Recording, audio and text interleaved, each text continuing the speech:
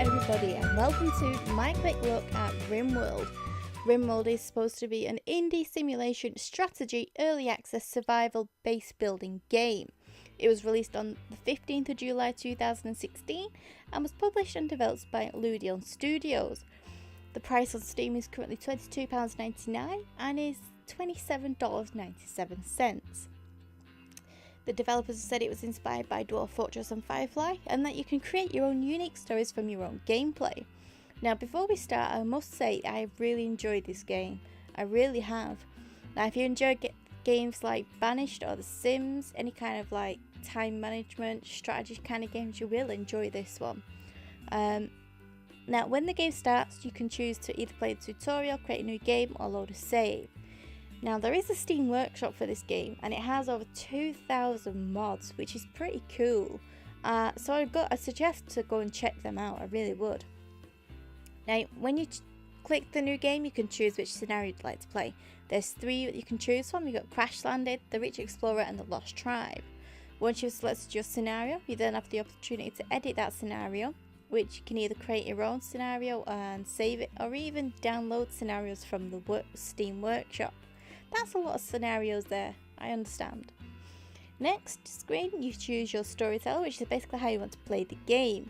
So there's 3 different storytellers. One's a standard sort of game, one's focused on building, and the other one's focused on disasters, let's just say. With these stories, you can then choose your difficulty level, which are pretty much self-explanatory, but if you want to know more, just hover over them and see how they will affect your gameplay. And lastly, there is a permadeath option, which I haven't used because obviously my game will be over straight away, any of you that have seen me play it. From there, you can choose your seed and size of the map. Click anywhere on the map to get information about that area, for example, the planting seasons and the terrain. Now this is where the game gets interesting and very detailed. This is where you select your colonists, and it has lots of information. It tells you their history, what they're good at, what they're bad at, what they're passionate about, and passionate is the little flames next to it if you didn't know.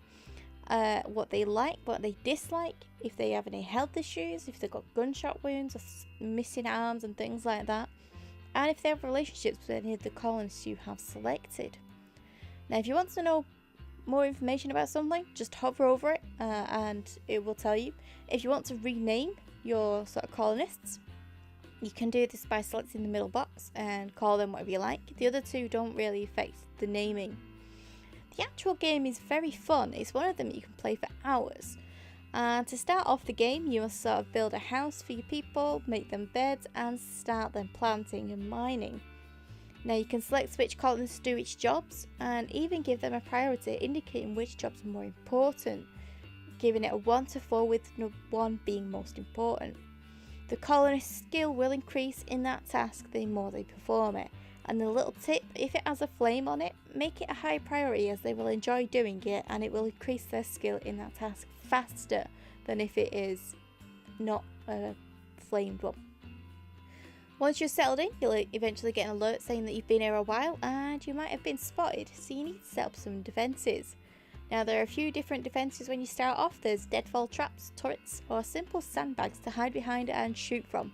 There might be more. I've not gotten that far into the game to get more yet. All my colonists have died.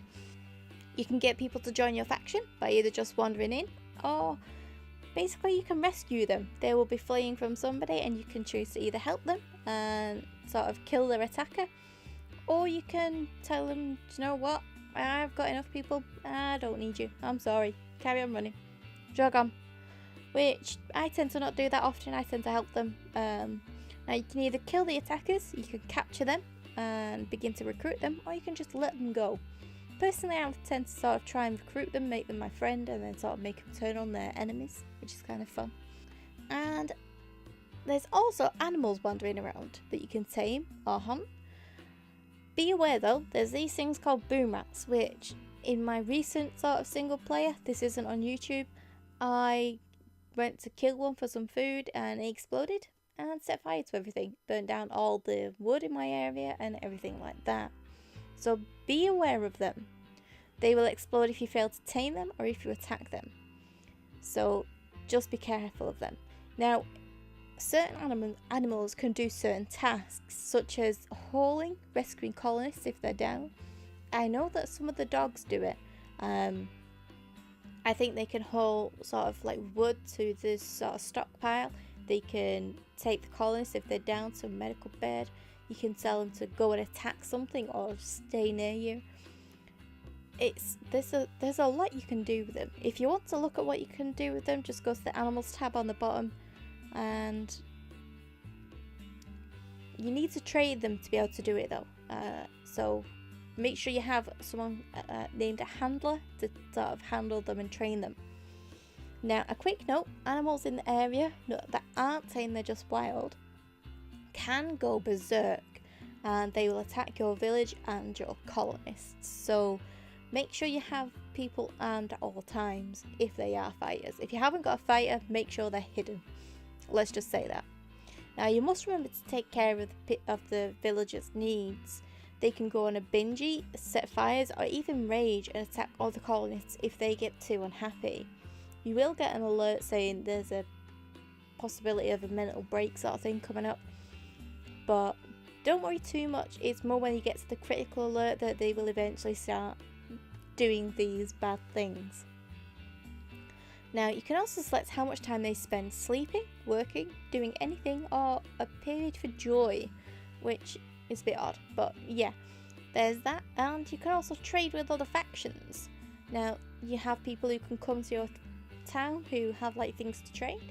You can either trade with them or kill them, attack them, and if you do attack them, they will become your enemy. Now, if you look at the bottom of the screen, you'll see a factions list. This is a list of factions in the area, who they like, who they dislike, who they're sort of allied with, and things like that. Later on in the game, you can ask them for help with certain things, you can trade with them and things like that. So it's best not to make enemies of all of them. Now, if you're interested in seeing more about this game, go and check out my Let's Play. The link will be in the description below. Okay, so there's a lot more I could say about Rimworld. There's a lot in this game. It's a very decent game, well made, I must admit. But that is all I've got time for today. I hope you did enjoy this quick look. If you did, please leave a like, comment, subscribe. You all help me out a bunch. And I'll see you all in the next one. Goodbye for now.